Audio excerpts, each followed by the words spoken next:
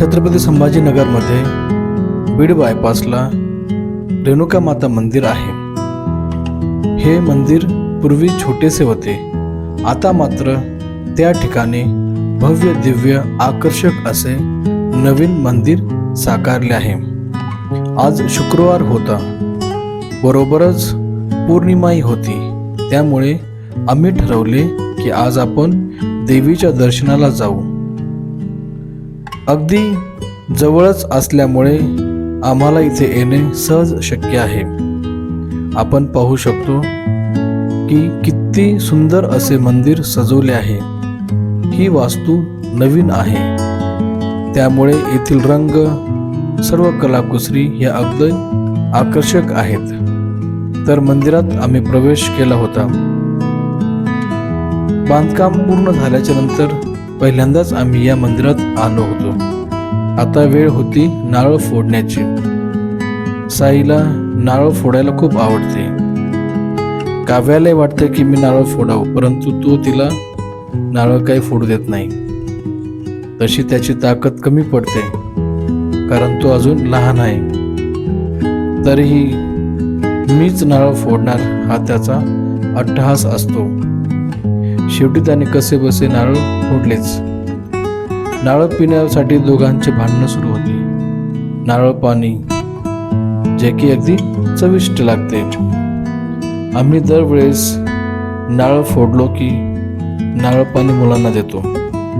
चूक की बरोबर माहीत नाही, परंतु नारळ पाणी खाली वाया जाऊन देण्यापेक्षा मुलांनी पिलेले काय वाईट, असा माझा स्वतःचा समज आहे.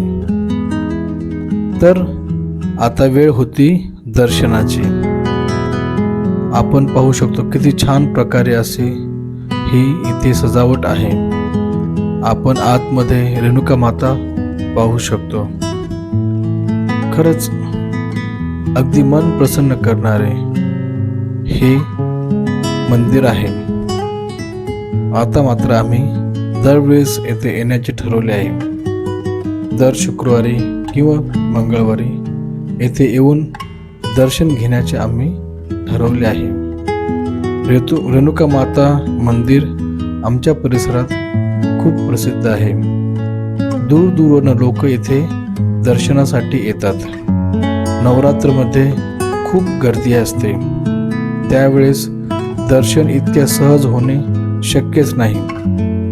या ठिकाणी खाली पण एक मंदिर आहे.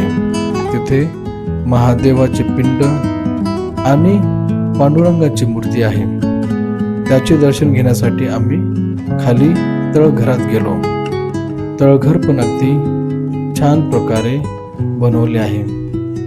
सर्वच वास्तू नवीन असल्यामुळे येथील रंगकाम, फरशीचे काम व इतर कलाकुसरी एकदम नवीन आहेत. दर्शनानंतर आम्ही पुन्हा वापस वरती येऊ लागलो. यानंतर मंदिराच्या सभामंडपात आम्ही आलो. हे मंदिर खाली तळघर, वरती हा मजला आणि त्यावरती आणखी एक मजला आपल्याला दिसत आहे. अशा प्रकारे खूप भव्य दिव्य असे रेणुका माता मंदिर आमच्या परिसरात निर्मित झाले आहे. ही जी आपण मागची बाजू पाहत आहोत, तर इथे मंदिर बांधकाम पूर्ण होईपर्यंत देवीचे दर्शन व्हायचे. आता मात्र इथे रेणुका माताची दुसरी मूर्ती ठेवली आहे. याच ठिकाणी अगोदर मंदिराच्या गाभाऱ्यातली मूर्ती किंवा आपण तांदळा म्हणतो ते ठेवलेले होते. या ठिकाणी आम्ही दर्शन घेतले. याच्या आजूबाजूला खूप नयनरम्य दृश्य आहेत. इथे एक छोटासा आड किंवा विहीर आहे. इथे स्वामी महाराजांचे फोटो आहेत.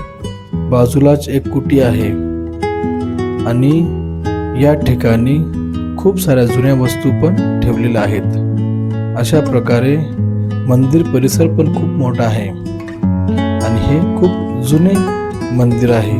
या परिसरातील लोक दूरवरून इथे येतात. आपण पाहू शकतो मंदिराचा मागचा भाग आणि मंदिराचा कळस, तोही अगदी चांगल्या प्रकारे रंगवलेला आहे. ही बाजू आहे मंदिराच्या बाहेर जाण्याची. इथे छोटेसे दुकान पण आहे. तिथे वेगवेगळ्या प्रकारच्या पूजा साहित्य आपण खरेदी करू शकतो, वस्तू घेऊ शकतो. तर आपणही या ठिकाणी भेट देऊ शकता. हे मंदिर छत्रपती संभाजीनगरमध्ये सातारा परिसर या ठिकाणी आहे.